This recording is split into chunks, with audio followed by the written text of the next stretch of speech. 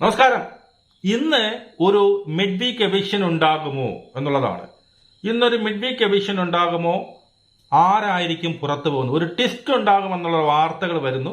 പ്രത്യേകിച്ച് പറയുകയാണെങ്കിൽ നമ്മുടെ നാദ്രയുടെ ചാനൽ, നാദ്ര അറിയാലോ, കുറച്ച് കാര്യങ്ങൾ അവൾക്ക് മുൻകൂട്ടി അവൾക്ക് അറിയാൻ കഴിയുന്നുണ്ട്, പല കാര്യങ്ങളും അവൾ പറയുന്നുണ്ട്. അപ്പോൾ അവൾ അതിനകത്ത് പറയുന്നുണ്ട് ഒരു ട്വിസ്റ്റ് നടക്കും എന്ന് നാദ്ര പറയുന്നുണ്ട്.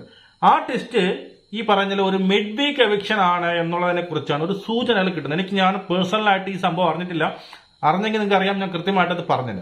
അതൊരു മിഡ് വീക്ക് എവിക്ഷൻ ആണ് എന്നുള്ളതാണ് ഏതാണ്ട് ഉറപ്പിക്കാൻ പറ്റുന്ന ഒരു ട്വിസ്റ്റ്. അങ്ങനെ വേറെ ട്വിസ്റ്റ് ഒന്നും വരാനായിട്ട് ചാൻസ് ഇല്ല, വേറെ ഒരു ട്വിസ്റ്റും വരാനില്ല. വരുന്നെങ്കിൽ അത് മിഡ് വീക്ക് എവിക്ഷൻ തന്നെയായിരിക്കും. വേറെ ഒരു പ്രത്യേകിച്ച് ട്വിസ്റ്റ് വരാൻ എന്റെ അറിവിൽ വേറെ ഒരു ട്വിസ്റ്റും വരാനില്ല. അതൊരു മിഡ് വീക്ക് എവിക്ഷൻ ആണെന്നും, എന്നുവെച്ചാൽ പുതിയ റീ എൻട്രി ഒന്നും കൊണ്ടുവരത്തില്ല. എന്നാൽ സിജോ വന്നു, ഇനി പുതിയ ഒരാളെ കൊണ്ട് അവിടെ നിറഞ്ഞ് തുളുമ്പിയിരിക്കുക. അപ്പോൾ മിഡ് വീക്ക് എവിക്ഷൻ ആണെങ്കിൽ 1-2 പേര് മിഡ് വീക്ക് എവിക്ഷൻ വഴി പുറത്തു പോകാനുള്ള ചാൻസ് വളരെ കൂടുതലാണ്. എങ്കിൽ ആരൊക്കെ പോകുന്നു ചോദിച്ചു കഴിഞ്ഞാൽ നമ്മളിപ്പം അൺഒഫീഷ്യൽ വോട്ടുകൾ നോക്കിക്കഴിഞ്ഞാൽ അഭിഷേക്, ജയദീപും ഈ പറയുന്ന നന്ദന, പിന്നെ ആരും നമ്മുടെ അൻസിബ, ഈ 3 പേർക്കാണ് വോട്ട് വളരെ കുറവെന്നാണ് അറിയാൻ കഴിയുന്നത്.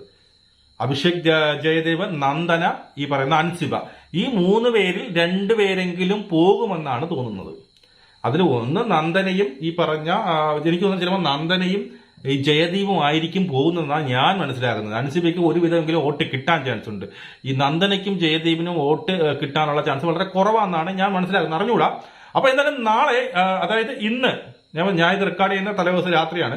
ഇപ്പം നാളെ രാവിലെ 6 മണിക്ക് ഇത് പോസ്റ്റ് ആവത്തുള്ളൂ. അപ്പം ഇന്ന് എത്രയാണ് 2 മിഡ് വീക്ക് എവിക്ഷൻ ഉണ്ടാകുമെന്നാണ് നമുക്ക് അറിയാൻ കഴിയുന്നത്. അത് നന്ദനയും അഭിഷേക് ജയദീപും ആകുമെന്ന് ഞാൻ കരുതുന്നു. അല്ലാന്നുണ്ടെങ്കിൽ അൻസിബ ആയിരിക്കും. നമുക്ക് വീണ്ടും കാണാം. ജയ് ഹിന്ദ്.